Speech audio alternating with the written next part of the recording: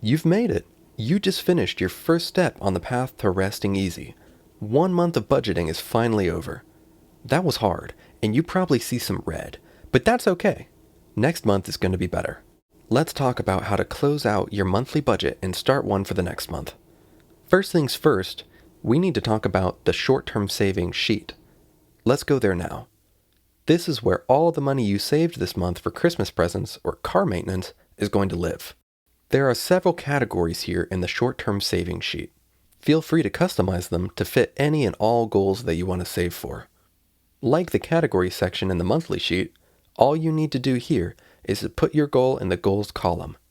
If you want to save $1,200 this year for Christmas, you'll put $1,200 in the giving section. When you reach the end of the month, you'll move money into this sheet. Let's say that this last month you finished out with $100 in giving that you want to save. You'll put the date, the category, the amount, and maybe a description. Over time, you'll keep adding to this sheet month after month, and pretty soon you'll reach your goal. To take money out of short-term savings, you can just enter a negative value. Let's say it's December, and you have $1,100 and it's time to buy presents. Put the date, the category, the amount you're taking out as a negative, and then a short description. You'll see it removes the money from the category section. But where is this money actually going? We're not actually transferring money, we're just editing a spreadsheet. You're right. There's a couple extra steps, so let's jump back over to the month sheet. It's the end of the month, and you're ready to close it out. Let's enter all of the money we saved so we can do a bank transfer and put it in short-term savings. There's a helpful button at the top left that will highlight all of the short-term savings categories. Now you can easily see which categories need to be moved. Next, you'll enter the remaining money in those categories as an expense. If there's $100 remaining in giving, enter an expense of $100 for giving. You'll put the date, the category, the money that's left over, and then for the description, I always put STS. That's telling me that I didn't really spend this money, I'm just moving it.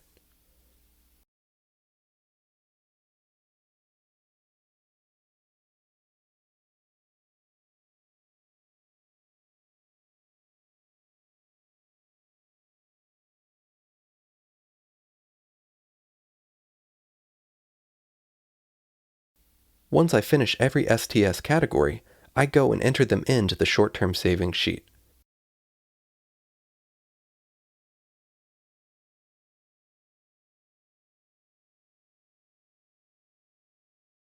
Make sure no money gets misplaced when you're doing this.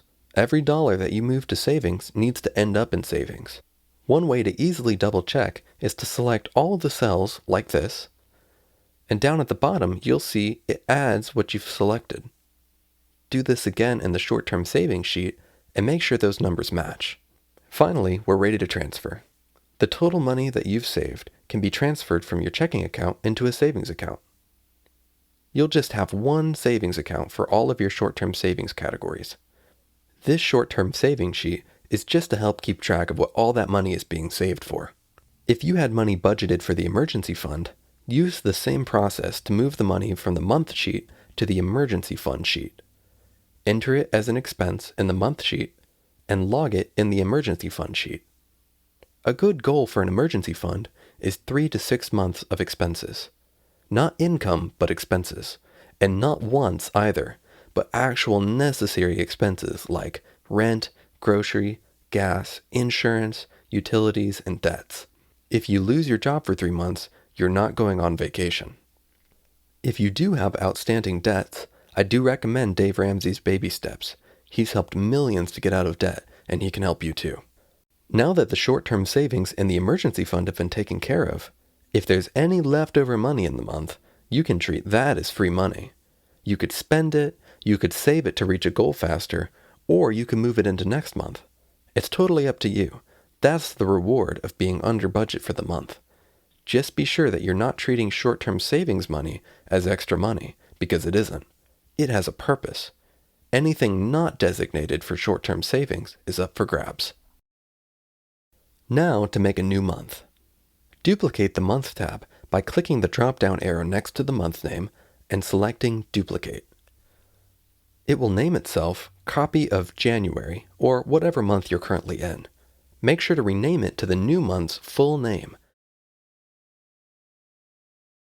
I also like to move it to the left of the last month so that the current month is always on the far left of the months in the sheet list. That's just a personal preference. Next, open the new month and remove all the transactions from the previous month. Don't worry, they're still safe in last month's sheet. You didn't just lose a whole month's worth of work. If you've chosen to carry money over from last month, go and add that in the last month's remaining balance. If not, set this to 0. Now it's time to reevaluate the categories. What category did you go over on? Was it just a one-time big expense, or will it happen every month? What category did you budget way too much money? What ways did last month work out, and what needs to be changed? Make some changes, and make sure to keep your zero-based cell at 0 once you're done. Now you're ready to tackle a new month. Let's take a quick look at the summary sheet. This sheet is a bird's eye view of your finances. You'll see the current month's checking account, your emergency fund, and your total short-term savings amount. As your emergency fund and short-term savings grow throughout the year, you'll see them grow here too. You can add things to the summary page by manually entering data directly, creating a new sheet and linking it to the summary page, or purchasing add-on sheets like the Rest Easy Roth IRA sheet, the 401k sheet, the vacation budget sheet, the index fund sheet, the precious metals sheet, the crypto sheet, and many more. You may see that the checking account cell has an error. That cell will look for a sheet with the current month name. If it's February 3rd and you haven't made a sheet for February yet, that cell will be looking for a sheet that doesn't exist. Be sure to name your monthly sheet with the exact full name of the month so that this cell links automatically with the current month sheet. Otherwise, you'll be linking it manually every month, and that's not fun. Specifically, the formula looks in cell F7 for the current balance cell. If you move that cell, be sure to update this in the summary page formula.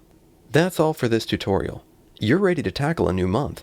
You can save money every month to reach your goals, you're contributing to an emergency fund, and you can see your whole financial situation with a single glance. You're one step closer to resting easy. The next video will cover detailed customization of the month sheet. If you want to make changes, be sure to watch that video first.